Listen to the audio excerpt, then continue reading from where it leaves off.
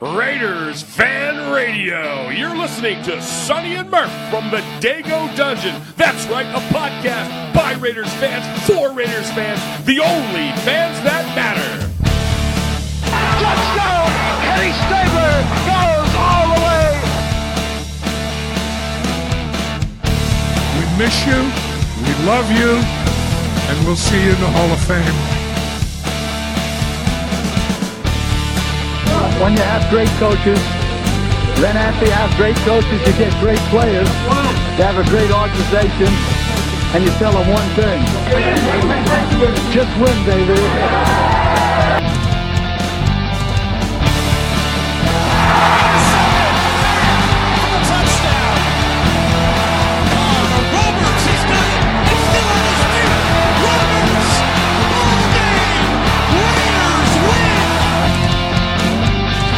I love this team. I think this team can win. I think this team can win.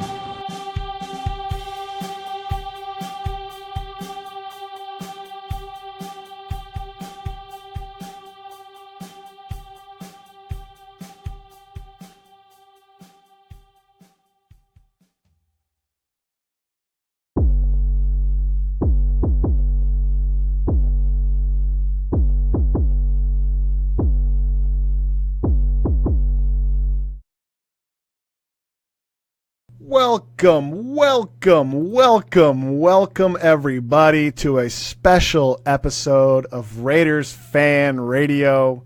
That's right. This is the special edition of Raiders Fan Radio, episode number 62. This is the 2017 Fanny's Award, Murph. That's right. It's everybody's favorite award, the 2017 Raiders Fanny Award. We appreciate everybody for stopping by, for tuning in. As Murph, this is a special day. This is a special day. Are you pretty jazzed or what? I'm excited. You know, it's not very often that I get nervous to do one of our shows, but I actually got a little bit of butterflies, man. Not only because we're dressed up like a couple of penguins, but just, you know, we're kind of going off the rails a little bit, doing something funny and hopefully, or something fun and hopefully funny to those that are listening to the podcast or watching us on the live stream. Thank you to everybody that's already joined in. I saw Raider Jeff and Ron and all the faithfuls, all the faithful homies. Yeah, so thank you for joining us here for the Fanny. So this ought to be fun. So we had a pretty fun night tonight. We'll hear a lot from Uncle Mosh, and we'll take some very lighthearted shots at our beloved Oakland Raiders tonight. This is episode number 62 of Raiders Fan Radio. As you know, we do a weekly podcast. We like to do a live stream of the podcast, usually on the first part of the week. Episode number 62, the Adam True episode, Murph. He was a long snapper during the first stint of John Gruden in our lovely Oakland Raiders. He played every position on the offensive line. So tonight is going to be a little different format from our regular podcast as it's now in the off season. So this podcast is going to go with a little something like this. We're going to touch up on Gruden. We did an episode last week. It was kind of 61.5. And that's where we talked all about Gruden and the impact it's going to have on the team now and then moving forward. So we'll touch up on Gruden a little bit. Then we'll jump into the Sea of Fans mailbag, which is where we listen to voicemails from you guys from around the country. We only got 3 voicemails tonight, so if you made it in, you should feel lucky. After that, we got a couple new made men. You become a made man essentially by calling in. I think it's 3 times, leaving us a voicemail, and we make you one of us. You're like one of our guys after that, right? Then Murph, after the made men, we jump into the Fannies. That's right, everybody's favorite award, the 2017 Raider Fanny Awards, Murph, where we're fans, right? So we give out some fan awards to our favorite Raiders players, and it's a little tongue-in-cheek. So we encourage you to stick around to the end of the episode to listen to the Fannies. We have several awards going to your favorite players, such as Amari Cooper, Derek Carr, Marshawn Lynch, Jack Del Rio, Mark Davis, and maybe a couple others. But you got to tune in and check that out. All right, Murph, before we move on, how about Uncle Mosh tell people where they can find more information about our show?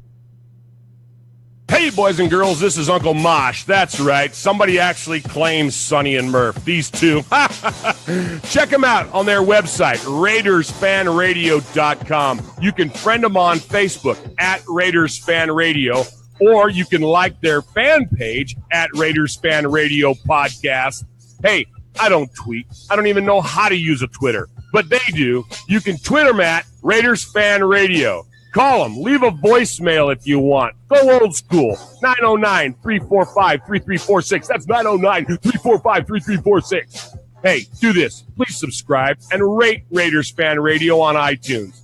You can listen to the show on all podcast services like Stitcher, TuneIn, Podcast Addict, and many, many more. Okay, am I done? Did I say all the stuff I was supposed to say?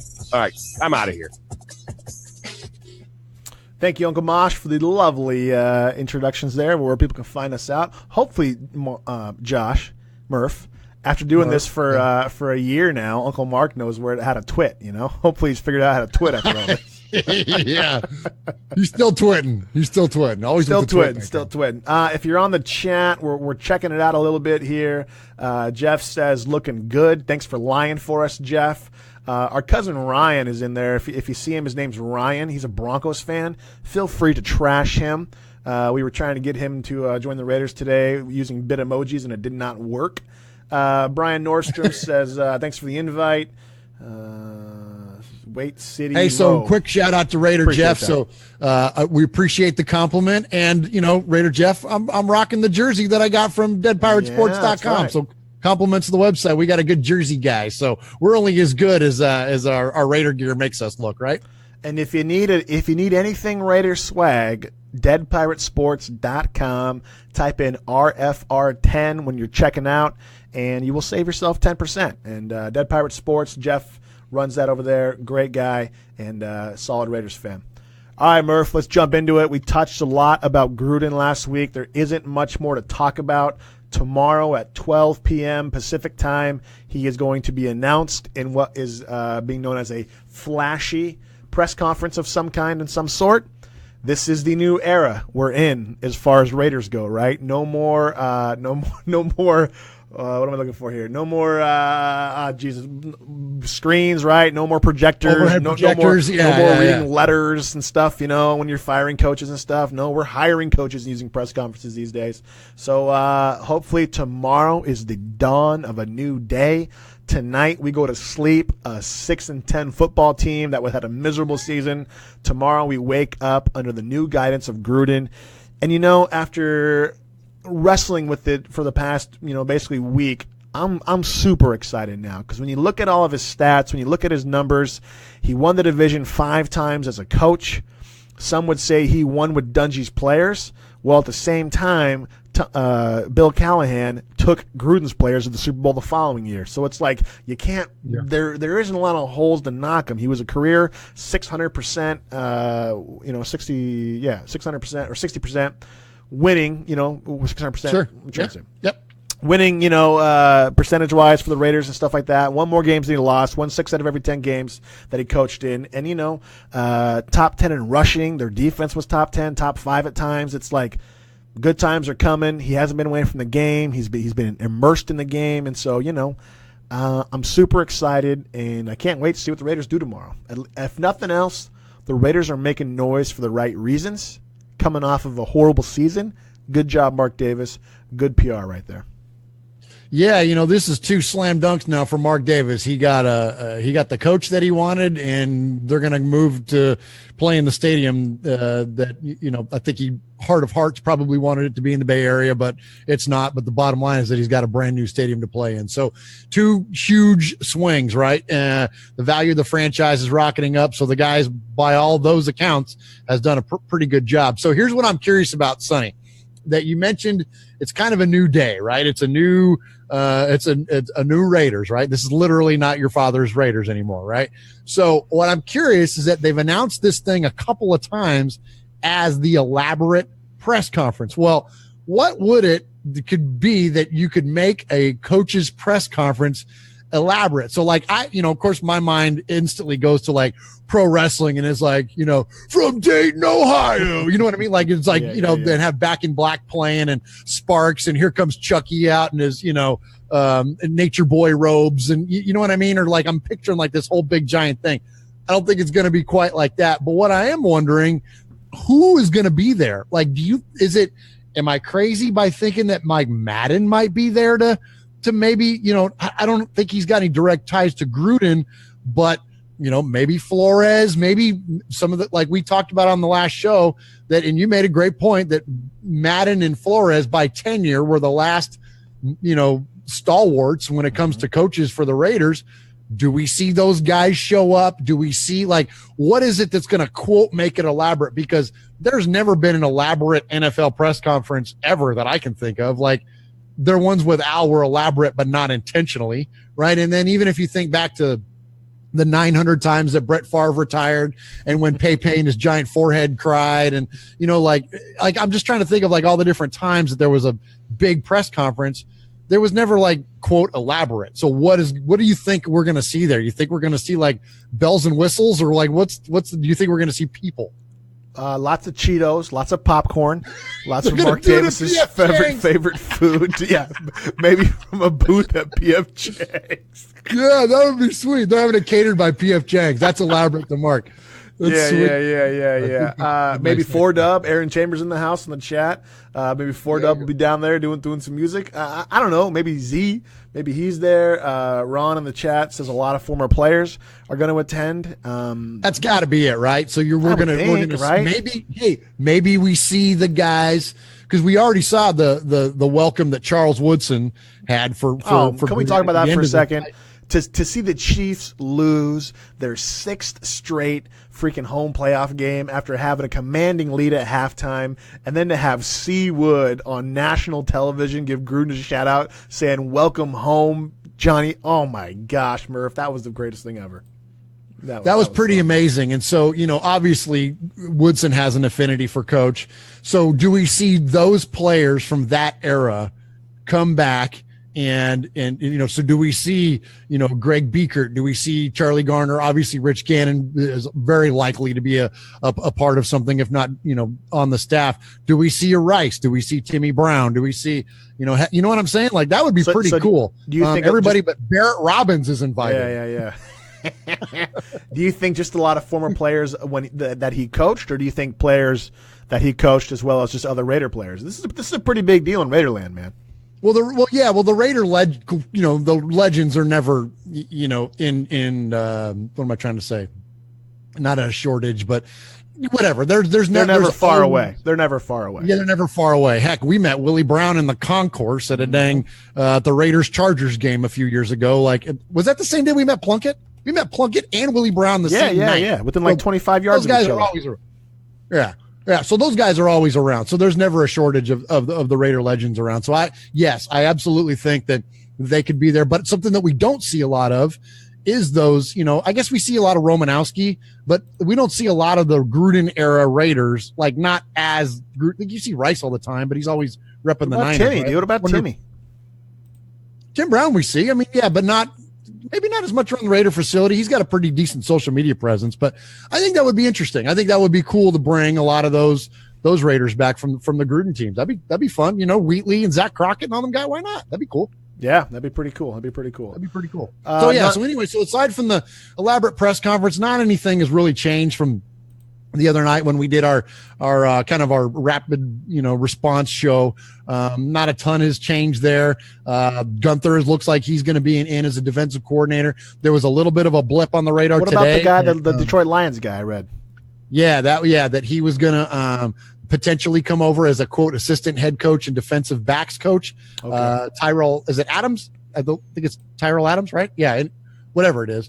Tyrell. Oh gosh, I'm missing his last name now. Harris. Whatever it is. Anyways, he's not coming. He's going to go to Cincinnati to go replace Paul Gunther. So outside of that little blip on the radar, there really hasn't been a ton of development. So we're going to certainly find out everything tomorrow, and we're all excited about it. All the voicemails and all the correspondence this week with the show has all been really heavily revolving around Chucky. And I got to say this too.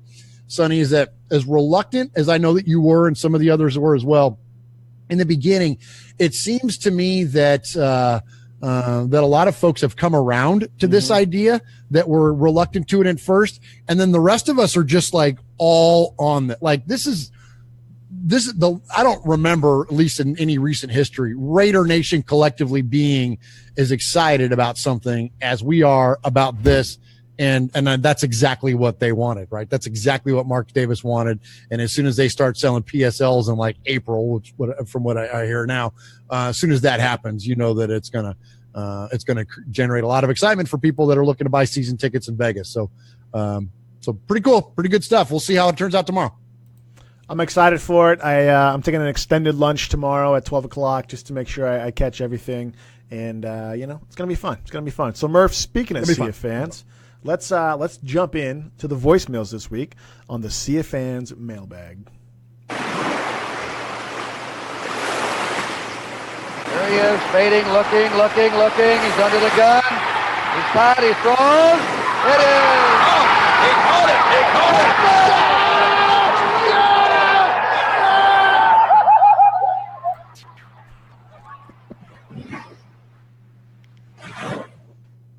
All right, Sonny. So we're going to hit into the Sea of Fans mailbag this week. We have just a few to play. Appreciate everybody calling into the show. We have such a jam-packed show tonight. We just picked out a few. And so we're going to start off up in the Pacific Northwest and hear from our buddy Red in Yakima. Sonny Murf, Red up here in Yakima. Thought I'd give you guys a call and talk some off season. What do you guys think about Chucky only being the third coach in NFL history to get a 10-year deal?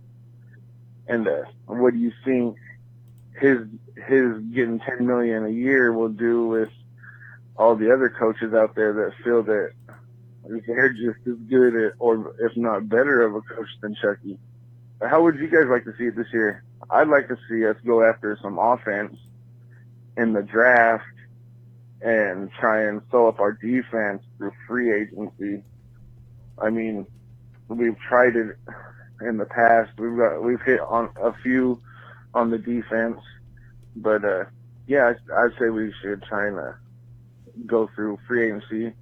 And how long you guys think we'll have the highest paid offensive line? I think that might be coming to an end this year. I mean, we gotta sew up Mac long term, and that's not going to be cheap.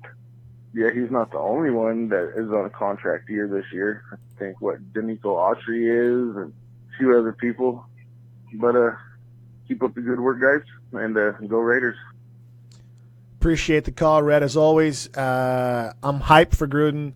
I wasn't at first. I was a little reluctant. I didn't like them digging into the past to make their future better. However, after looking at all the numbers and listening to all the talk about it and just reminiscing about who Gruden was, what he meant for our team, I think it's a win across the board. And I think Gruden's going to sell seats, which is the biggest deal.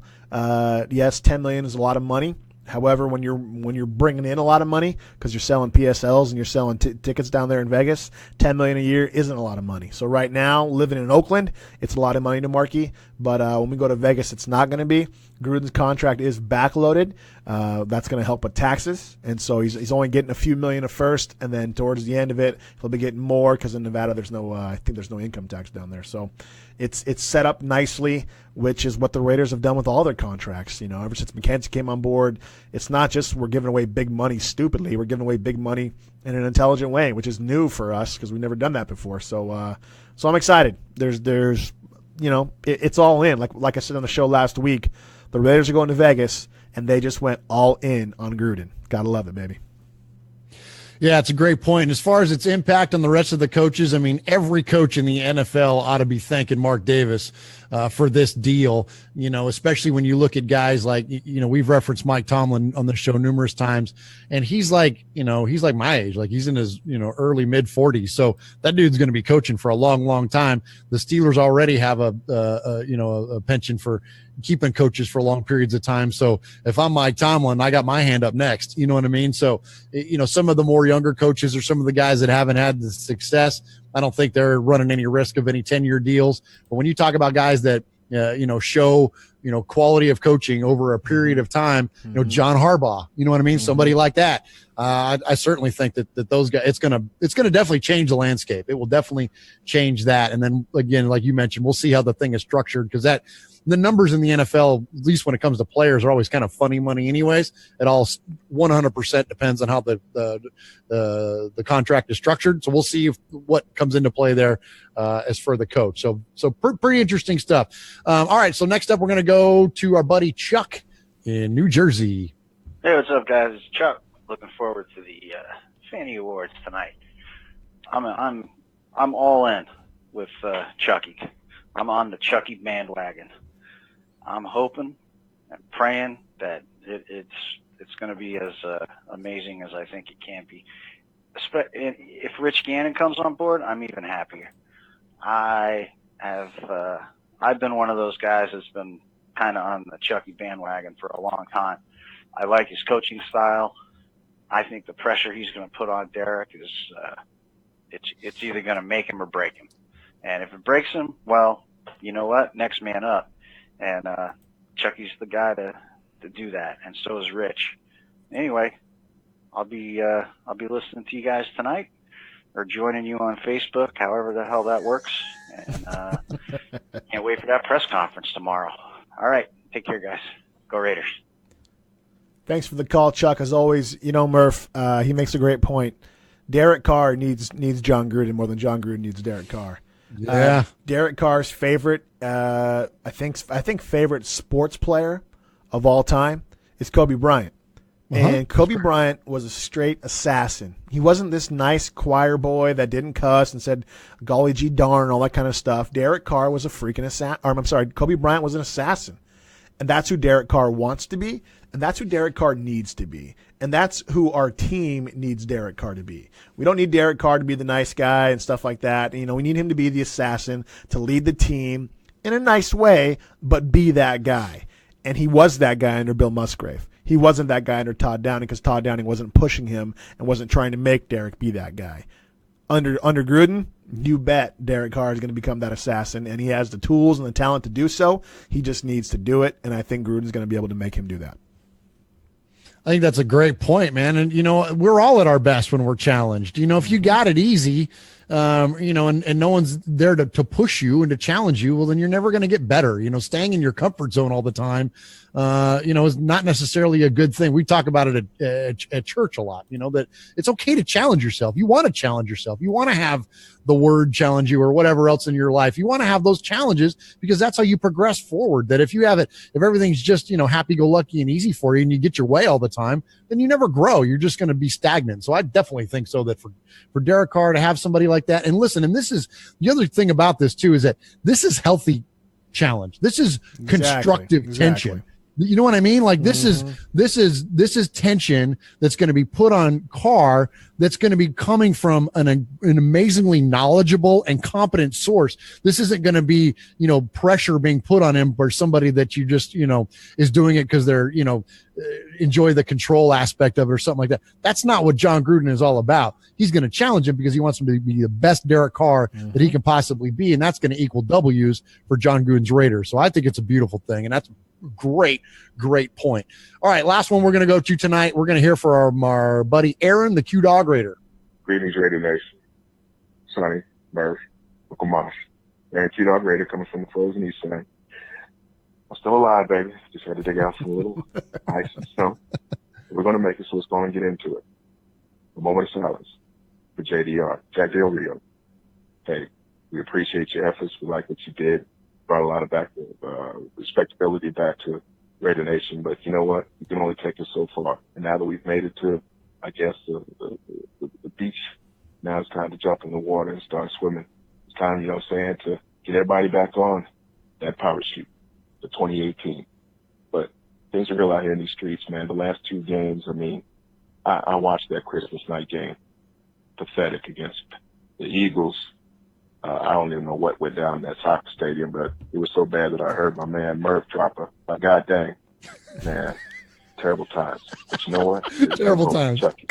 You know what? Tempered expectation. And they say, this might be about, a move for show. Look, there's no excuses anymore. And when it comes down to it, show or not, this might be about Chucky embody that for the better part of 3 seasons.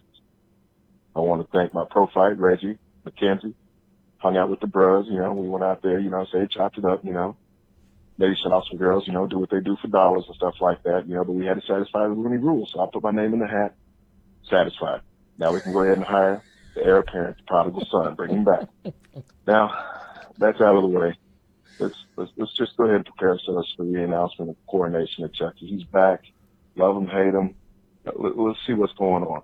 It's Back to the Future, baby.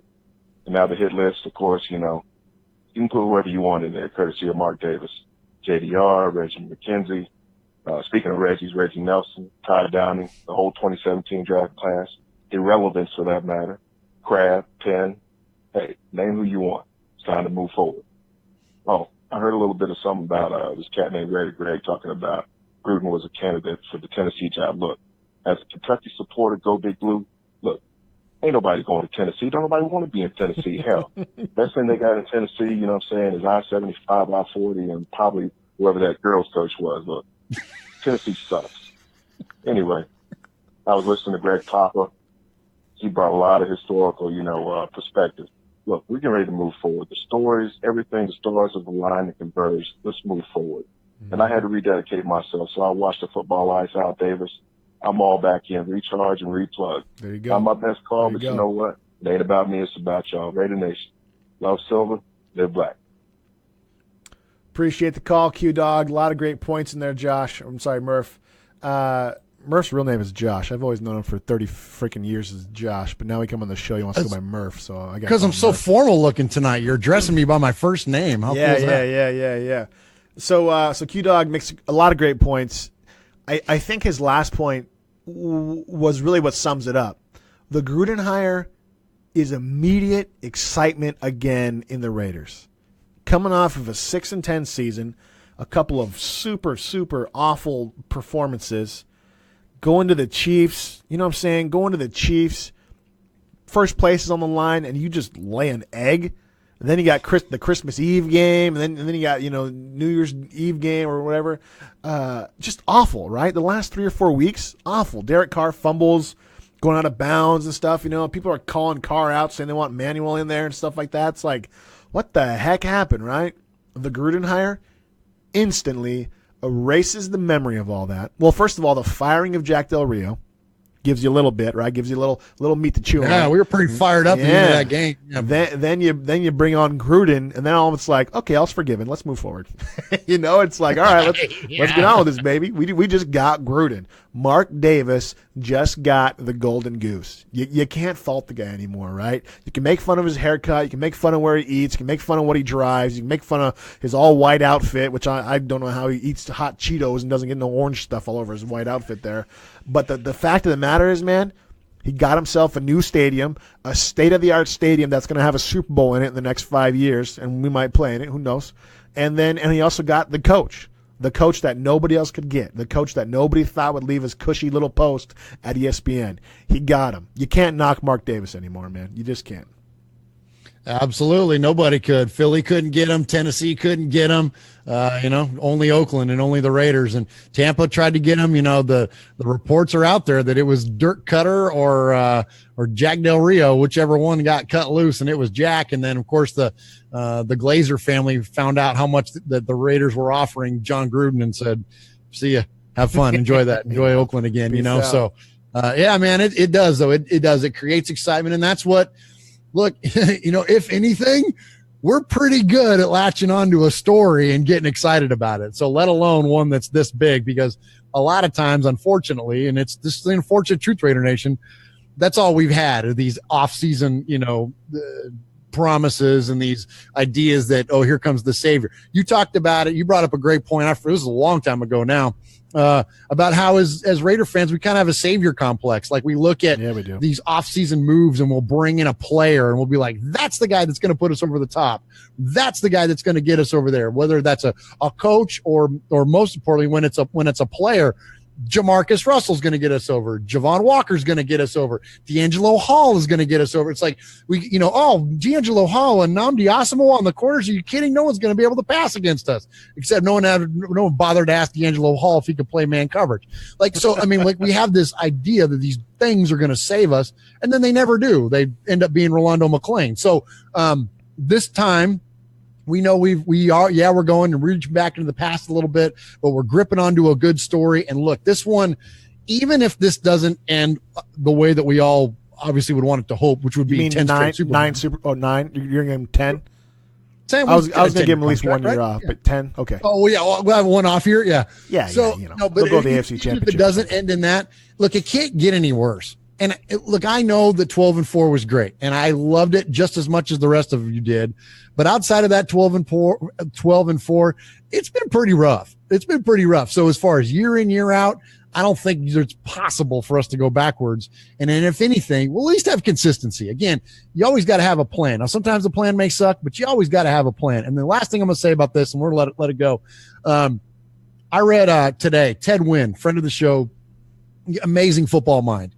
Ted Wynn he writes for The Athletic, also with Tim Kawakami and Vic Tafer, another friend of the show here on Raiders Fan Radio.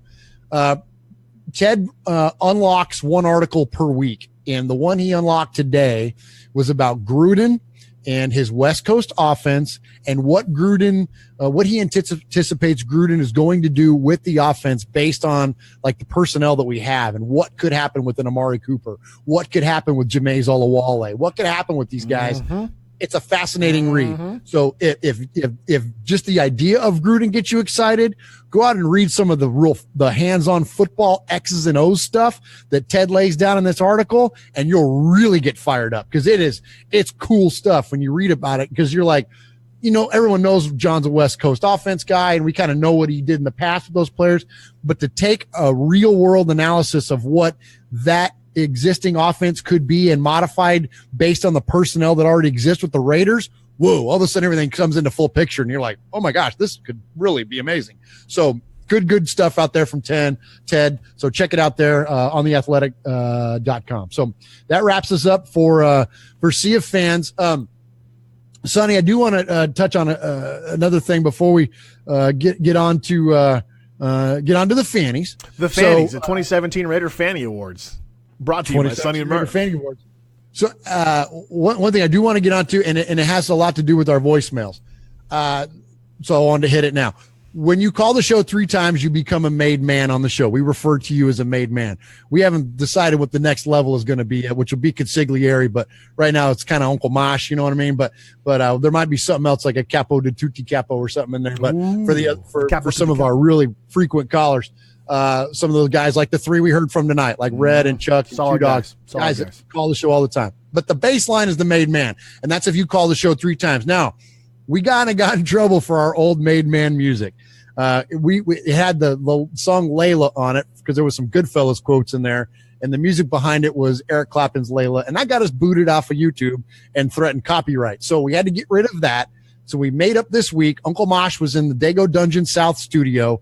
We did quite a bit of voiceover work this week, and he made up a new made intro. So the first 2 guys and the 2 that we failed to recognize most recently, congratulations to number 1, Wyoming Raider, and then number 2, congratulations to Emiliano, Big Raider Trucker. You 2 are the newest made men in the Dago Dungeon. And so for anybody that's keeping score, this is kind of our end of 2017 show. Murph, so this is 2018. You still keep scoring a piece of paper? What the heck's the matter with you? Well, I know, right? So for 28, so our made men on Raiders Fan Radio are Jimmy Zebach, Johnny in San Diego, Chuck McCann, Ron in Alliance, Ohio, the Dakota Raider, Aaron, Aaron the Q-Dog Raider, Red in Yakima, Jim on the East Coast, Yayo, and now Big Raider Trucker, Wyoming Raider, and Diego in Georgia. Those are your made men here on Raiders Fan Radio, and here's the new made man intro. Yeah. You are a made man. You showed you are part of the family by participation. By chance, a man like yourself should make enemies, then they would become my enemies. showing you are a friend of Raiders Fan Radio, you have leapt across the line. Friendship is everything. Friendship is more than talent. It is more than the government. It's almost equal to family. Be loyal. Made man, Raider fan. Someday, and that day may never come, I'll call upon you to do a service for me. But until that day, accept this as a gift. And don't ever forget, words can hurt more, but silence can break hearts.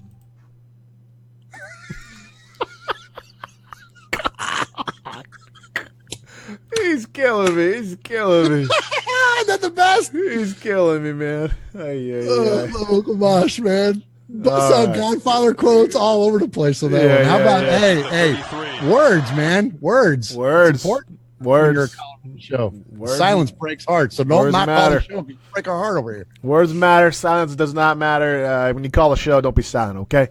Appreciate the made men. Murph, let's, I guess we're going to go into a commercial and then come back and do the Fanny Awards. I'm kind of excited. Sounds like it might be that time. Time to hit the red carpet. Let's go. You're listening to Raiders Fan Radio with Sonny and Murf, a podcast by Raiders fans for Raiders fans.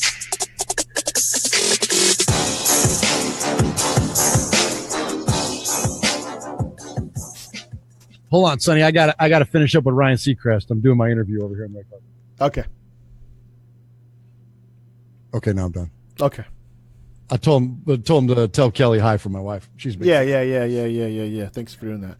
All right, Murph. This is the we did this several years ago. We used to host a Madden League, and we did this thing called the Westies, which was the annual award show for all the knuckleheads in our Madden League, and it was a lot of fun. A lot of fun. You know, awards like guy most likely to have just hit a bong before playing his Madden game, so he takes forever. Guy most likely to have his internet cut out, you know, all that kind of fun stuff. So what we decided to do is put together, I think, 6 or 7 awards for our and your favorite Raiders players this year. It's tongue-in-cheek. Yes, we are Raiders fans. Yes, we are having fun with it. And, don't get too mad at us if we offend you or if we take a run at your favorite player. We are lifelong Raiders fans and will continue to be so after the show. So please don't come at us with are you even real Raiders fans and all that kind of stuff. This is meant to be fun. And it's the Fannies because we're fans. We're fans, and we're giving out a fan award. So therefore, it's called the Fannies, right? And then there's no, that's the bottom line. That's it. We're sticking to it. And we'll have like the Made Men Awards later on in the year. Yeah. We'll do one for just our show. We'll call it the Mannies or something.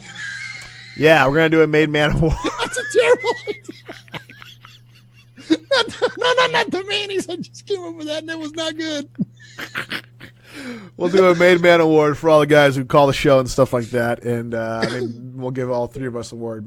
Our Uncle Mosh, myself, and Josh and Murph as well. Well, I got one. I got a one for you and one for Mosh tonight. I'm sure you do. Yeah, anyway, we'll get the lister. We'll get the listeners later. This is just for the 2017 Oakland Raiders tonight. Yep. Let's get going, Murph. Kick that music. All right, we go.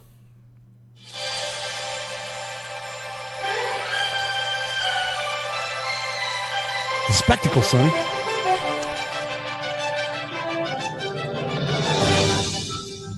Ladies and gentlemen, welcome to the 2017 Fannies.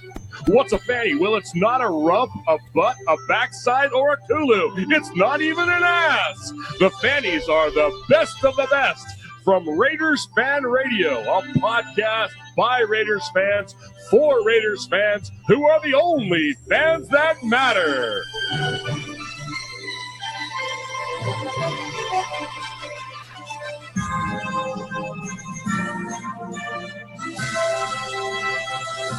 Tonight's guests include Derek Carr, Seth Roberts, Mark Davis, Sean Smith, Jack Del Rio, Donald Penn, Todd Downing, Amari Cooper, Carol King, Donnie Osmond, Burton Ernie, Jimmy Fallon, Tom Hanks, Check that, he declined. Wilson, Yoda, Cher, Gollum, Toto, Uncle Mosh, and your host for tonight's event, Sonny Murf.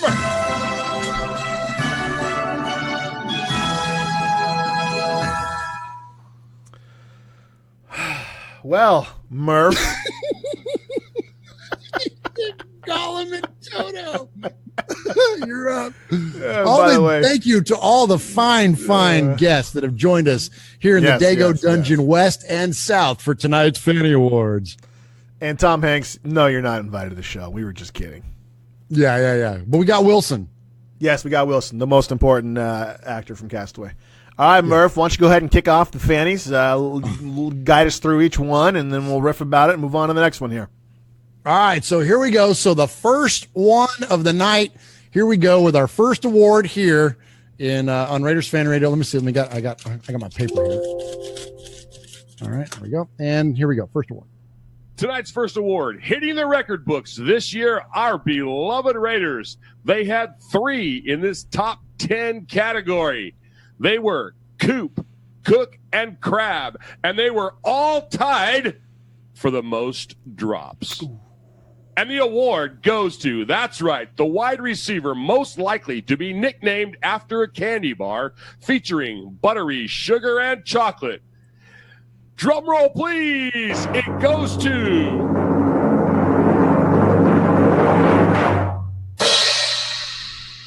Amari Butterfinger Cooper.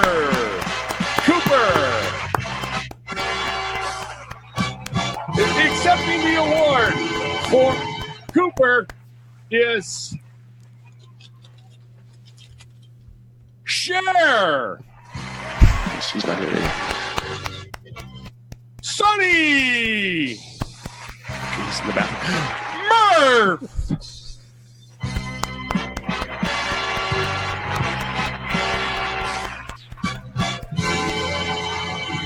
I would gladly like to accept this award on behalf of Amari Cooper.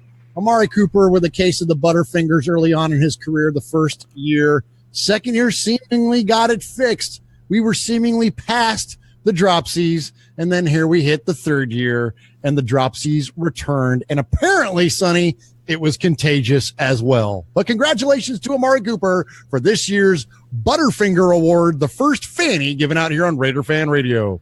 Couldn't have gone to a nicer guy, Murph. You know, you never see him smile. But I guess when you drop that many passes, you don't have much to smile about. But from what I understand, he's a stand-up guy. He's a nice guy. His team is playing right now in a 20-20 tie late in the fourth quarter, which is probably why our numbers are dwindling rapidly on the show. I know, right? Okay. Yeah.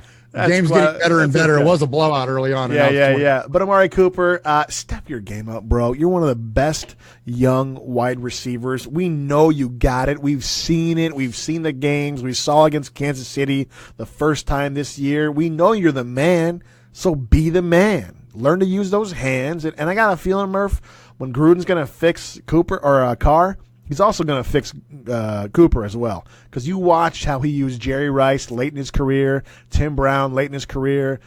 Gruden knew how to get guys the ball and get them open, and he used Jerry Rice a lot in the slot. So I got to expect he's going to have a good impact on Cooper as well. So hopefully Cooper is not a back-to-back winner of the Fanny Award for dropping passes and being the Butterfinger.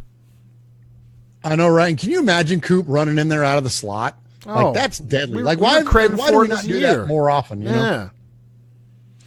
Probably up along there with the long list of why don't we do this things, which is like, you know, with play action and everything else. That's one thing to reference back to Ted's article. He talks about that a lot. Like, not only Cooper specifically and moving him around to different positions, but the usage of play action, about how it's a mystery why this team hadn't done that. So anyway, so hopefully Amari Cooper does not make the list next year. So moving on for the second award here in the 2017 Fannies. Let's go back to our announcer and hear from Uncle Mosh. Our next award has nothing to do with Dancing with the Stars, but it is the award for imitation is the highest form of flattery. And that goes to the annoying player most likely to be celebrating his own individual accomplishments while his team is losing. The winner is Marquette King.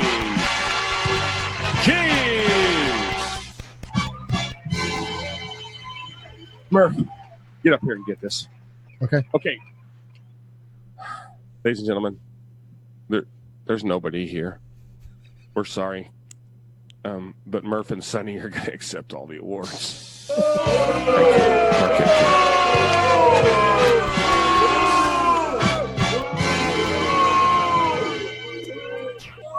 Murph, I know you're a little biased against your boy Marquette King, but you know, Marquette, a lot of people deserve this award, but none better than you. C.O. Moore once was in the running years ago for it, but you've since taken the cake. Nobody can punt the ball better than Marquette King. Nobody puts the ball inside the coffin corner, if you will, inside the 20, inside the 10, inside the 5, better than our Marquette King. Murph, we can't draft a cornerback to save our freaking arse, but damn it all to hell if the Raiders haven't been able to draft a punter for the last 50 freaking years, right? So you know what, Marquette King, you're continuing in the great tradition of being a great punter for the Oakland Raiders, but gosh dang it, when we're getting blown out, we're in a season where we're 6-9, 6-10. Don't be celebrating, bro. Don't be doing the horsey trot when you just put it at the 5-yard line. Just do your job and get off the field, okay? Okay, buddy? Okay. Appreciate it. Congratulations on your award. Moving on. You know, I got to think that if anybody goes back-to-back in any category this year, he's got to be one of the favorites. And you know the thing that bothers me most about Marquette King's self-celebration is that he, in San Diego, he was trying to do Sean Merriman's Lights Out dance, but he didn't even do it well. Like, he spun around in a circle and did this hand gyration thing. Like, that's not what Sean Merriman did. At least if you're going to steal somebody's move and try to show them up, number one, try to win the football game. But number two, at least do it right. Like, I don't know. Yeah, exactly. You know when people would steal Ray Lewis, they'd go to Baltimore, do Ray Lewis. That was pretty funny. But what Marquette was doing, it's not even that funny. Not even well done. So no. Anyways, he executes the coffin corner kick much better than he does the lights out dance. We'll say that. Agreed. All right, next up, let's go back to announcer Uncle Bosch. Tell us who's next. The next Fanny goes to the player with a sibling. That's right. This is a tandem award. This award goes to the player who's most likely to call his recently retired big brother and complain about all the bad press he's getting, how the fans are haters, how he's just not having as good of a time as he thought he was going to have in the NFL. And the winner goes to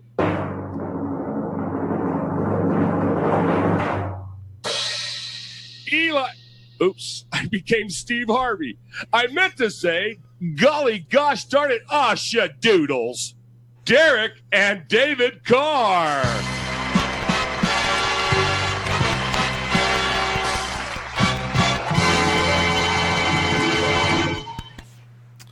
Golly gee gosh darn it. Thank you, Uncle Mark, for that award there. Derek Carr, once again, probably my favorite Raider player of current and of recent memory. He's a guy who can get behind. He's a guy who can tell your kid to root for. He's just a good guy. When he's not playing football, he's out there preaching. He's helping kids. He's helping people. He wants to donate large portions of his at the time biggest contract in the history of the NFL to the relief work there in Haiti. He's just a good dude, and you can't hate on the guy. Unfortunately, Murph, good dudes sometimes aren't great leaders. And Carr, you need to step your game up and be the leader, buddy. You have the talent. You have it. You have the contract. You have the position. Now you just need the voice. And hopefully Gruden gives you that voice. Hopefully you find it on your own. As I said earlier in the show, if you want to be like Mamba, you got to become an assassin, baby. You were that assassin last year. You helped us win, 8 games we had no business winning. And we need to do it again this year. But, you had some issues to work with. As we talked about it at length in the last few shows, Murph, the mental hurdle of coming back from injury, not to mention new injuries, and you add in a new offensive coordinator. It was a recipe for disaster when it comes to Derek Carr this year. So hopefully he finds his stride next year, and he does not go back-to-back in winning a Fanny Award. Yeah, I don't think he's going to make this list next year, hopefully. And, I forget which caller it was last week or so that made mention of, with Gruden coming back, Gruden takes the the reins as the vocal leader of the football team, because Mac and Carr are not vocal leaders. So it takes that pressure and that necessity on them of being those vocal leaders. And so I think it's going to be just another example of the match working out. So yeah, I don't expect that we'll see Derek Carr on here, but it was kind of funny that him and Eli both kind of matched up being sad sacks this year at the same time. Yeah. All right, that was good. yeah. So all right, let's go up to our next award and go back to Uncle Mosh. The next award goes to the player or former player most likely to kill a fan. And the nominees are Ray Lewis, OJ, Ndamukong Suh, or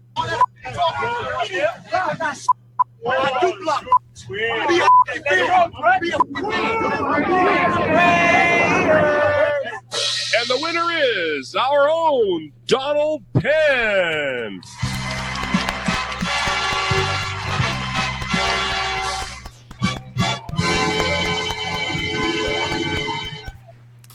Murph, to Donald Penn's defense, that guy kind of set it up. When all that stuff threw down, it was just like, I forget what week it was, but it was in the middle of all the drama. And it was just like, oh, look. And there goes Donald Penn trying to kill a fan after a game. It was like, could this season get any freaking worse for the Raiders? You know what I'm saying? And then you come to find out that the guy that he fought was trying to set it all up and stuff like that, and had the idea on Instagram and was posting about it and stuff. And it was a bad look for the Raiders and what was, an awful season. So, glad to get this season behind us. And Donald Penn, don't be out there killing people, bro. We need people to root for us, especially when we go to Vegas. It might be difficult to fill some seats. So go easy on the fans, huh? The best part of that video I love is that, and especially the soundbite, if you listen back to it, is the girl in the background. She's going, Raiders! Yeah. It ends like all this vulgarity going on, and you just hear that, and I'm like, that's our team. Those are our fans. For. This is who we love. That's us. Love us or hate us, man. That's Raider Nation. So, but yeah, I'm with you though, man. That poor Donald Penn, he just got hooked, man. That dude should have. First off, he should have never been allowed that kind of access to the players afterwards. Don't let him that close, man. Don't let him do that. That's silly. But yeah, Donald, don't get hooked by us fans. We're idiots. We are all knuckleheads, right? So yeah, we're blind, man. We're blind loyalists. That's it. And we're blind loyalists. Yeah, don't get hooked by us. All right, next up, let's go back to Uncle Bosch. The next Fanny goes to the player with the best fanny. He's also the player most likely to get his hair pulled, protecting opposing players, and be the gosh darn skid-eliteness best player on the team.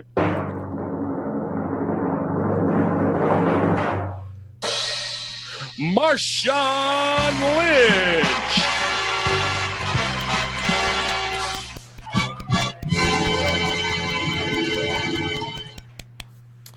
Congratulations, Marshawn. I will be the guy to eat crow when it comes to you, Marshawn. I was not a fan of the signing.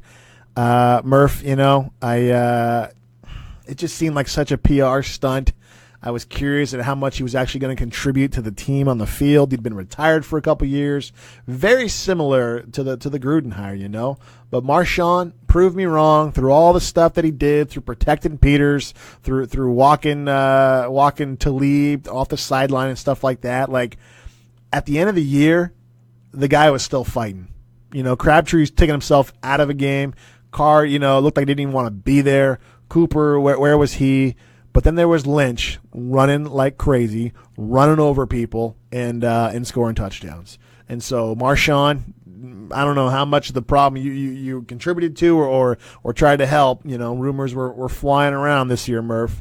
But what you have to give him credit for is the fact that he hung in there and he was grinding, and he was grinding when nobody else was grinding. And so congratulations, Marshawn.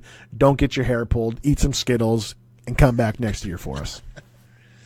Yeah, I agree. And this is one of the awards that, although it's, tongue in cheek and we're having fun with it, this is one that actually we take a subtle shot at him. But this is really like a for real, when Uncle Mosh says being the best darn player on the team. He was, man. Aside from Khalil Mack, from a heart and right? Like, it was Marshawn. Like, he showed us all that this was not just purely a PR stunt, that this was a legitimate move.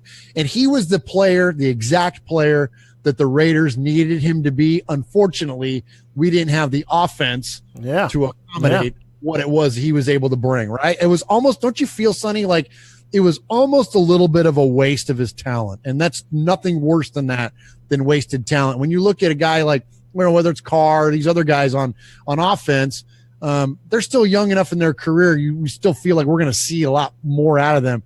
We got a 31-year-old Marshawn Lynch. You kind of feel like Todd Downing wasted that. Like it was a waste of a year. It was a waste of how many hits he took.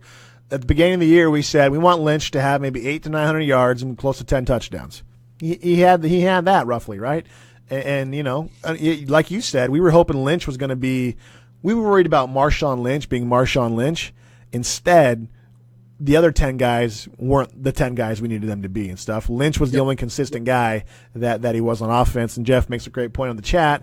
Irvin was the same way on defense. Irvin was just gone. And then when we fired his buddy, all of a sudden he stepped up and played like an animal.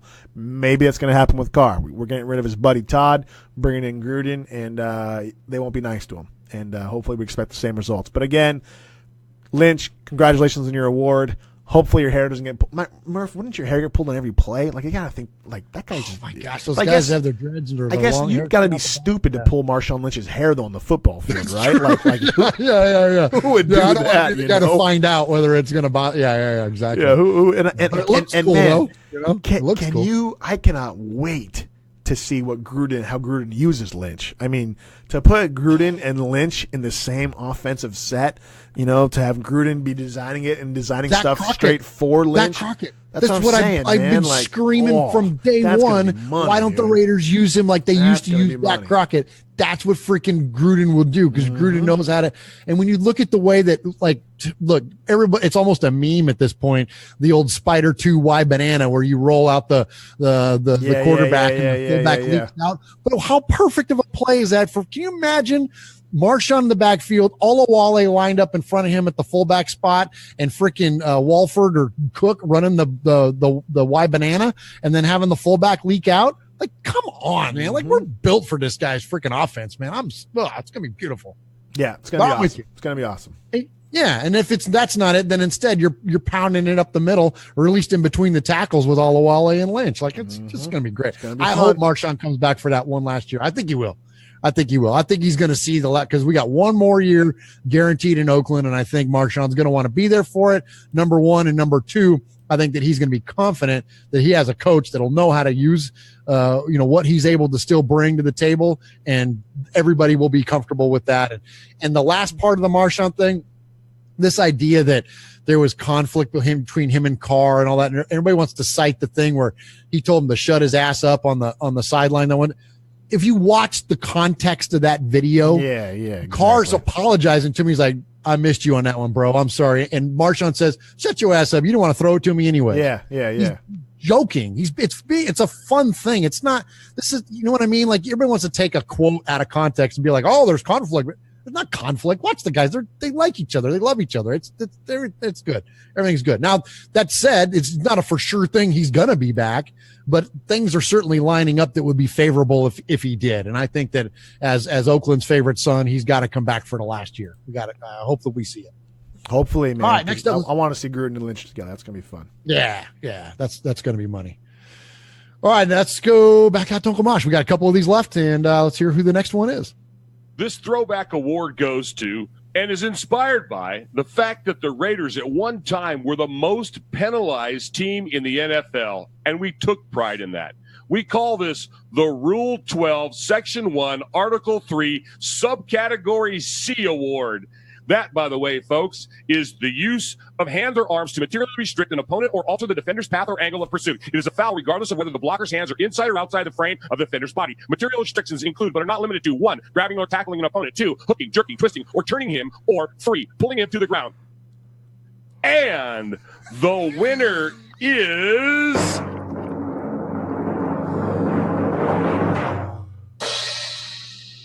the player most likely to still be playing two-hand touch football when he blocks, Mr.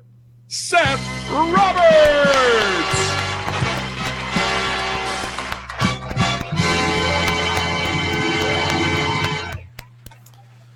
Oh, Murph. This might be my most favorite award. Seth. Favorite player. Seth. Well, What was it, Murph? Last year, every game the Raiders won, Seth Roberts caught a touchdown in. Wasn't that the stat or something like that? Yeah. How excited were we that he signed that extension? He was money. We knew that he was going to be back. He was money. And then this year, all he does is play two-hand touch football rules when he goes and blocks, right? Just blocking the back after blocking the back after freaking blocking the back, Sethy. And, do you think he comes back, Murph? I don't know. He got a contract, didn't he, last year? Yeah. Oh, yeah. He got an extension. He's coming back. He'll be back, right? Yeah, but then again, here we go back to the Gruden thing. He's going to, what does Seth Roberts do best? What have we seen Seth do best? He seems to be best when he catches the ball short and makes a move, right? Makes somebody miss. Like when he's not holding the ball out here and swinging it around. Gosh, that's the other he's thing. Actually got it in close to his body and he's protecting the football. He's pretty freaking good on his feet. Well, the West Coast offense, man, is all about quick passes. It's all about slants and ends and all that kind of stuff. And so we're going to see a lot of that. Get guys open, get them in space, or get them isolated in man coverage. Boom, boom, boom. And let a guy make a move and take off. What did Jerry Rice make? Every dollar he ever made in the NFL, the majority of it was on yak, right? It was all about catch the ball short, make a move, spin, and take off for 70 yards. Well, that's what Seth Roberts is pretty good at doing, but our stupid coordinator never put him in a position to execute a play like that. So John Gruden definitely will. So I think, and he has the talent. Seth Roberts has the talent to be good. We watched every one of these players be good in the 2016 season, so we know it's there. It's just a matter of cultivating that and getting it out, and I think that's what Gruden can do best with these guys, is he can take a mediocre to moderately good to great player and make them even better. And I think Seth Roberts should be stoked to get a guy like Gruden. Carr, stoked to get a guy like Gruden. And even Lynch on the end of his career, look out for Lynch to have 1,000 yards and 15 touchdowns next year. You know what I'm saying? So Seth Roberts, learn to block on the front side of a 500 yards and 20 touchdowns. Yeah, Seth Roberts, this is your award. Learn to block on the front side of a player. And also, please don't do your Shady McCoy impersonation when you run them with one hand on the ball, when you're at the goal line trying to make a move, bro. You know what I'm saying, bro, Chacho? So, Seth Roberts, congratulations on your award. I loved it. There was a tweet this week that went out, a little meme there of Shady McCoy carrying the football like Seth Roberts, out one hand away from his body, and it was something to the effect, I'm paraphrasing, but it was like, hurts feelings of every single youth football coach ever. You know what I mean? Because it's all about, you tell our kids all about 3 or 5 points of contact and all that kind of stuff and securing the ball and everything. And then these guys, these pro players are out there with it swinging it around. It's crazy. Man, it's ridiculous. All right, we're winding down the Fannies. Let's wind it down. Let's see who Uncle Mark has in for us next. Ladies and gentlemen, as we get towards the end, like your Fanny, we get towards the end of the Fannies. This last award is called the Dirty Blonde Award. Why is it called the Dirty Blonde Award? Because it goes to a dirty blonde who screws a whole team. And the nominees are Jay Schrader, John Gruden, John Elway, Dennis Rodman, Dick Nowinski, Odell Beckham Jr., Kate Upton, Chad Ochocinco, the 49ers, Jessica Simpson, or Madonna. Drum roll, please.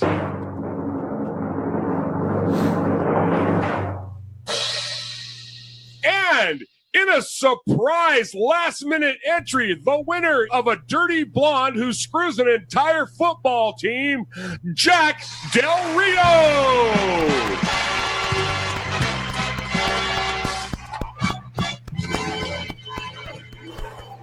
Murph, back in the day, my dad used to tell me this joke. He says, what do you call a blonde who screws the whole football team?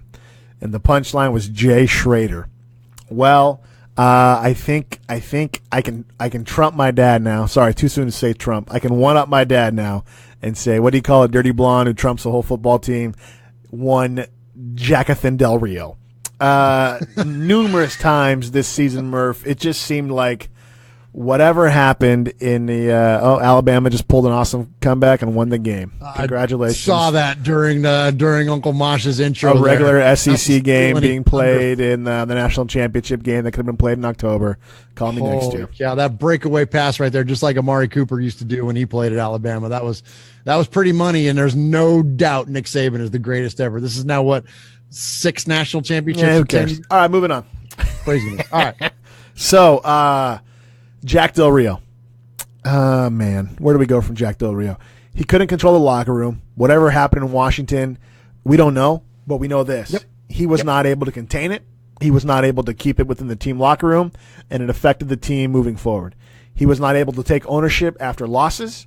He would consistently blame players. He would consistently blame coaches, and he would consistently try to cover up his own culo, if you will. Credit to Mark Davis for not wasting time and getting rid of Jack, because if you have to look at a team that's underperforming, you can blame the rookie offensive coordinator, you can blame the defensive guys, you can blame the offensive guys, you can blame the defensive coordinator. It comes down to Jack Del Rio.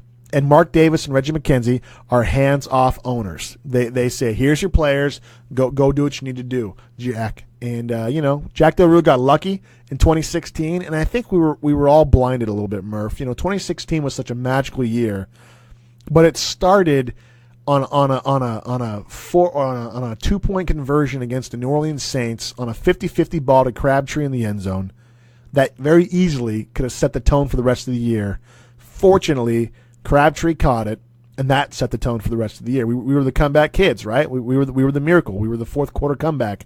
Carr coming back with the freaking black glove against Carolina, right? Seth Roberts in the overtime game against the Buccaneers when Carr threw for over 500 yards. Like we were the comeback cardiac kids of 2016, and I think we saved Jack Del Rio another year and gave him a chance. This year, when things weren't going well, when the expectations were high, and Jack Del Rio's team was underperforming, Jack Del Rio did not do what he needed to do as a man for the team. And while he was a man during the press conference announcing his firing, he was not that when we needed him the most. That was this year. So, Jack, we appreciate the 2016 season.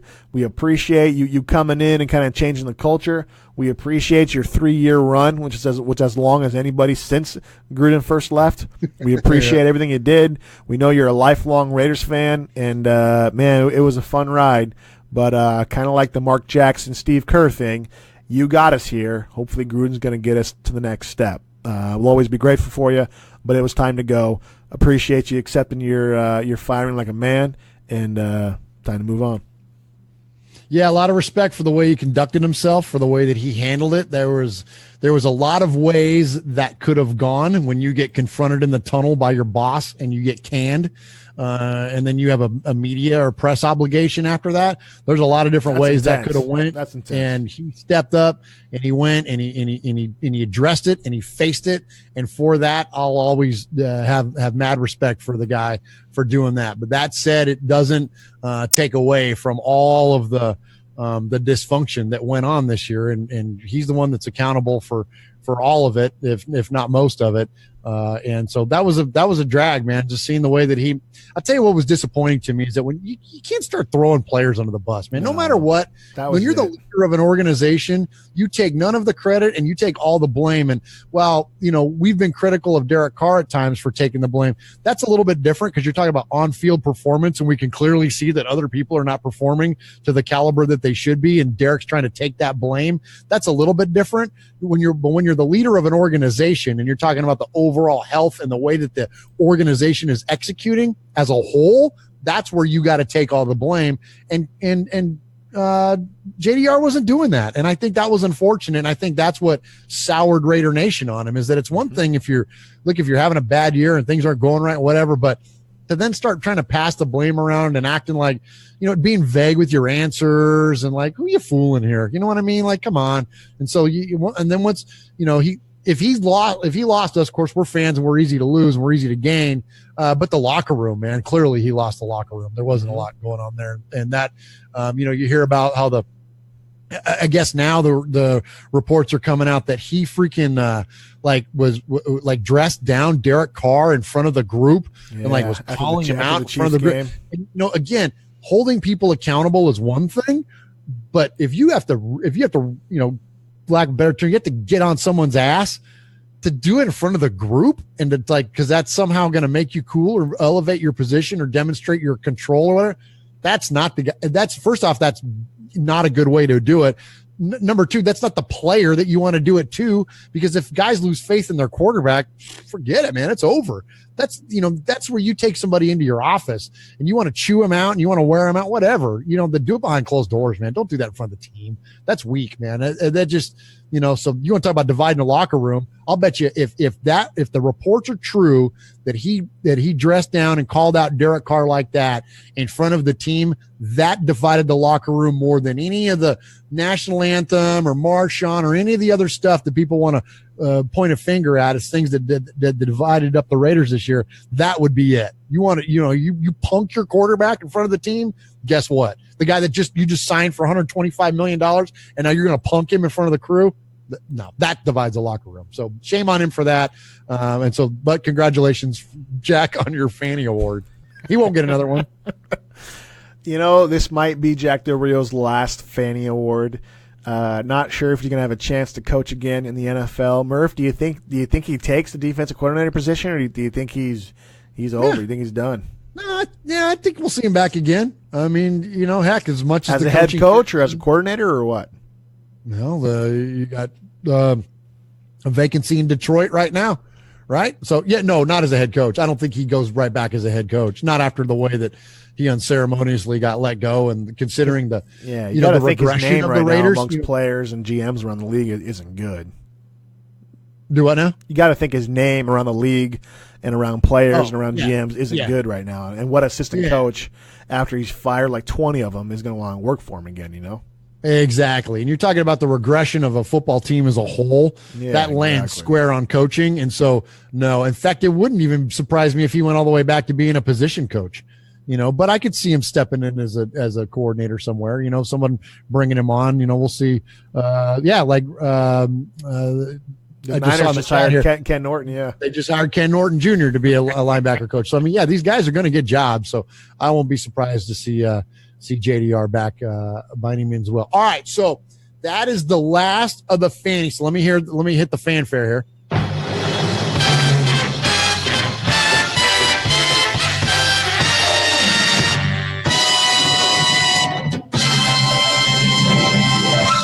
And that concludes the 2017 Raiders Fan Radio Fannies. But in a couple of awards, technical awards given earlier in the day and not part of the ceremony, we would like to visit two things. Number one, the award goes to podcast host most likely to call his own show. Congratulations, Sonny. As I sit and watch Phillip Rivers dance gleefully on the field of the Oakland Raiders, I cannot help but feel like a dumb motherfucker piece of. Here's why. We were sold a bill of goods. We were all told this was a Super Bowl contending team. We were all told this was a playoff caliber team. We were all told this is a team of destiny. The Raiders suck. Period. They suck. Period. Todd Downing should be interviewing for a defensive coordinator position, as he is the only man who can stop Derek Carr. The only man in 2 years who can basically eliminate Derek Carr from being successful in the NFL. Are you kidding me? A hook and ladder on a third down when you are winning the game? That is a desperation call if I've ever. Excuse my language. I'm so sorry. This was a bad point in my life. Congratulations, Sonny. Thank you. Thank you. Thank you very much. Congratulations on your first ever Fanny Award. Thank you. I've long watched the Fannies and always wanted my Fanny of my own, and now I can finally have I have so many people to thank, Murph. First, I want to thank my lovely wife for not leaving me during this year of the Raiders. It was a difficult year to be married to a Raiders fan, and it quickly brought down Sundays very fast and made Sundays pretty depressing. I want to thank my kids. They're 4 years old and 2 years old. They're troopers to watch Dad go up and down and often take crying, depressing naps after the Raiders game. Thank you to them. Murph, I got to thank you, my co-host, my cousin. You often were a call away and a text away from basically you saved my life multiple times after the Raiders games. I wanted to go go throw my football fandom away. But Murph, ultimately I have to thank my cousin Ryan. Ryan's a Broncos fan, and no matter how bad the Raiders suck this year, it's better than being a freaking Broncos fan. Freaking fact. Just kidding. All right. Anyway, there's anything wrong with that. Yes, I will accept this Fanny Award for most person likely to call into their own talk show or their own podcast and complain, because that's what the CF Fans mailbag is for, Murph. Right? It's for calling in and venting and crying together, if you will. Right? So I appreciate that option is there for a therapeutic intervention after a Raiders game. All right, and we do have one more late entry that was given out, a technical award given out, was not part of the broadcast, but we do want to revisit. This is the award given out to the uncle most likely to screw up voiceover work while doing voiceover work for his favorite nephews that do a podcast / live simulcast of the Oakland that glorify the Oakland Raiders, soon to be Las Vegas Raiders. Kind of a lengthy category, but lengthy category. Yeah. So the winner is, congratulations to our Uncle Mosh. Man, I thought those two would never shut up. Let's take a break from Sonny and Murph. You got Uncle Mosh here. You don't want to screw this up and miss it. Let the screwing up go with those two idiots. You pay attention. That was a little harsh. You're listening to Raiders Fan Radio, a podcast by Sonny and Raiders Fan Radio. That's right, Raiders Fans Radio. We're the fan radio. This next award, that's right, we're getting near the end, folks, and the Fannies are coming to a close for this year. This next award goes to a dirty blonde. Sorry. Hey, Raiders fans, you're out there. I know you're listening. That's right, Raiders fans. This is Who are we?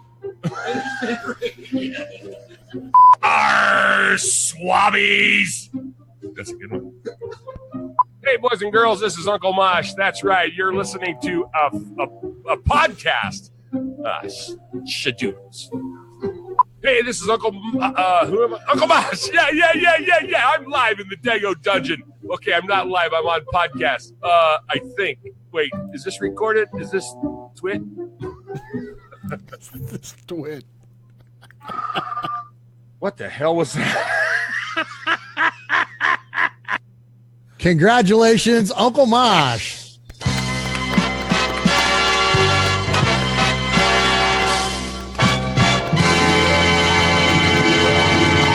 Uncle Mosh not able to attend the ceremony tonight because it's past 5 o'clock, which is his bedtime. So accepting the award on his behalf will be Sonny. Wow, I'm so unprepared. I didn't expect to get this. First of all, I'd like to thank Aunt Kathy for, as ridiculous as our wives are, for putting up with this. He just calls in and just does random stupid stuff for us. Not to mention he's trying to sell shirts out of his freaking Dodge Charger, the trunk of his van. So we appreciate Aunt Kathy for letting him be a part of the show. He feels like he's a third co-host, so definitely appreciate all the work he puts into the voiceovers. And Murph, many, many years ago, I once called Uncle Mosh just randomly when people still called each other, and I went to his voicemail or his recorder, and it was Cliff Clay. It was a Cliff Clavin impersonation, and it was spot on, man. He still to this day is the funniest guy I know, and just talking to him makes you laugh, and before he even opens his mouth. So congratulations, Uncle Mosh, well deserved Fanny. And, Murph, that might be the biggest Fanny Award we've ever given out. I think it might be. That's a good point. And, yes, thank you. endless thanks to Uncle Mosh for the hard work that he puts in here and being the third man in the booth here on Raiders Fan Radio. He's got a penchant for it, and we love the work that he does. And I'm telling you, he comes over, man. We do this stuff, and I laugh my face off, man. It's just laugh my fanny off. How about that? There you go. It's good stuff, man. We have a good time putting it together, and he's gracious with his time and does a good job. And our show wouldn't be what it is without him. So thank you, Uncle Mosh. Thank you, Uncle Mosh. And Sonny, that's it. So we playing an ad or something, or what? Like, what are we're coming to a close here, man. I don't know. Everything's coming to an end, man. The Raiders season's over. Raiders season's over. We last week we did our kind of season recap. This week we did the Fannies. I guess we got to move on to talking about like the draft and like Gruden. I guess tomorrow's the press conference, so we'll have a lot of stuff to talk about. We're still going to do a weekly podcast every single week. We'll record the beginning of the week moving forward, and then once after the Super Bowl, we'll probably move to recording on Saturday to give you the podcast on Sunday to continue our long-standing tradition of being the most Mode 2 Raiders podcast out there. Murph, this year we want to take it up a notch and become the NFL's most Mode 2 podcast. So hopefully we'll be taking that title strong. Well, and we are officially the most Mode 2 Raiders podcast, as you mentioned. Yes. We still have some work on cleaning gutters. Yes. Pressure washing driveways. Putting up new mailboxes. There are some things. Pruning the hedges. We only came in hedges. So there are quite a few categories where we really need to up our game to go along with the most preferred mode or most Mode 2 Raiders most podcast. Cleaned out garage 2 podcast. That's right, because I think we were sixth, something like that. And Denmark had us in the top 3, but in the United States, for some reason we couldn't catch on over here. As far as painting your living room in the Netherlands, we were number 1. Yes. But I think domestically we fell off out of the top 20. So strange category. Scrounging for your last crack rock, we were number 1. Must have came out of L.A. And so that was an interesting category that we were thrown into there later on. So, hey, considering the way the Raiders season went, we're probably the most drank to podcast. It's true. And judging off of some of the tones of some of our callers, which we'll get to when we do the next show, we do the listener show, there was some drinking going on in Raider We also Nation. know we are the most chopped wood to podcast based out of Wyoming Raider. Just on that alone. Just chopping things in half. He just cuts things in half all day long and listens to our podcast. So appreciate that as always as we close the show. And basically, we close. We just closed down the year, man. 2017 was a forgettable year. But Murph, here's the weird thing about it. Say Gruden goes on to win 5 Super Bowls, I would gladly accept a year of Todd Downing to give me 10 years of John Gruden. And that's kind of what happened, man, is basically we had to take 1 year of Downing to get us 10 years of Gruden. I'll take that. I'll take that all day long. You know what I'm saying? And maybe 2017 was the year that needed to happen to shake things up and to bring back Gruden, and hopefully things move forward after this. So again, as 2017 kind of comes to a close here, 8 days after it actually turned 2018, we appreciate everybody who was new to the show last year. We went to new heights and new listenership and new countries that we never even thought about. Just never even thought about it. The live cast, the live video cast is pretty cool. We'll be doing this more and more, just doing stupid stuff like dressing up and giving out awards, and it's fun. We love the interaction. We love dudes like Jeff and Ron and Chuck and Frank and all these guys Chris Potts, all these guys that kind of come in all the time and just kind of hang out and listen to us and talk with us. Like, it's fun. It's cool, especially being up here in Oregon where I'm at. There's not a lot of Raiders fans, and so it was cool to meet Aaron Chambers last year from Bourne. We had him on the show. We look forward to doing a lot more interviews with club presidents and stuff like that across the country. Next year, we're looking at going to the Denver game in Denver. We seen the Broncos play the Raiders 2 years ago on that Sunday night game when the Raiders announced in 2016 that they were here. We want to go to Denver and be in the midst of all those donkeys and watch the Raiders kill them. So looking to be fun, looking to be good times. And, Murph, a lot to be hopeful for moving forward. I said a couple shows ago I lost my hope for the Raiders. It's starting to come back. Watching Davis make Swift work. No sooner after he'd wiped the Cheetos from his mouth did Del Rio not have a job anymore. And then a couple days later he brings on Gruden. Hands down to Davis. He's got a lot of crap over the years, but I respect him and look forward to what he's doing for this franchise. Could said it better myself, Sonny. That's it. Our hope has been rekindled. As rough as that was, we got brighter days ahead, man. And so, hopefully we'll get a chance to see our Raiders play on the road. I think we're going to be kind of committed to some road games here in the near future. So I'm not sure if we'll make it back to Oakland or not yet. We saw a handful of games in Oakland over the past few years, and I think we might just go roadies from here out, at least we only got 1 year left, right, before they're not in Oakland again anyway. So I don't know. So it looks like we're gonna go to the Denver game, but anyways, look forward to keeping up with everybody. Thank you for making mention of everyone that pays attention to us and listens to the show. You guys are great. We wouldn't and couldn't do it without you all. The feedback is always welcome, and enjoy our interactions with everybody.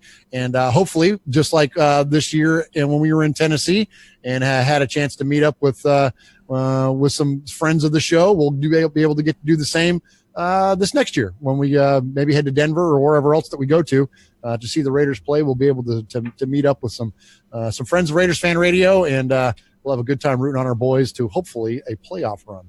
Yes, sir. Yes, sir. All right. RaidersFanRadio.com on Instagram, Twitter, Facebook, Raiders Fan Radio. Appreciate all the new likes. The Facebook page is growing, and it's pretty fun, pretty exciting.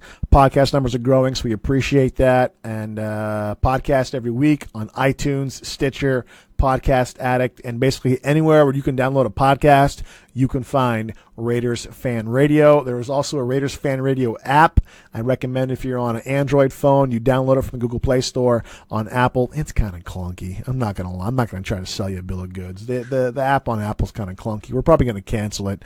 It has like 20 downloads and like 17. There's 20 people that use it. Yeah. So if you are on Apple, please like us and subscrind to us on iTunes. Yes, there you go. Or those reviews on iTunes helps out a lot. That's hooking us up a lot. If you all wouldn't mind, if you do listen to us on Apple Podcasts, please throw a star rating on there. Not a star, but like a 5-star or a 4-star. Whatever. Sometimes I know we don't bring it all the way. So yeah, but if you could help us out with that with an iTunes rating and review, that would be much appreciated. And check us out on, like Sonny said, on Google for the app there. And that's it. That's all we got for this season. But we will be back. For sure. Next week. Hey, man, we got an elaborate press conference. That's going to be worth another show right there. So DeadPiratesSports.com, RFR10 gets you 10% off anything Raiders related on there. Jeff Haskins runs it. Great website. And as always, until the next show, what do we say, Murph? Raiders, what do we say? Raider Nation. Raider Nation. Wherever. Yeah. Raider Nation, wherever, forever.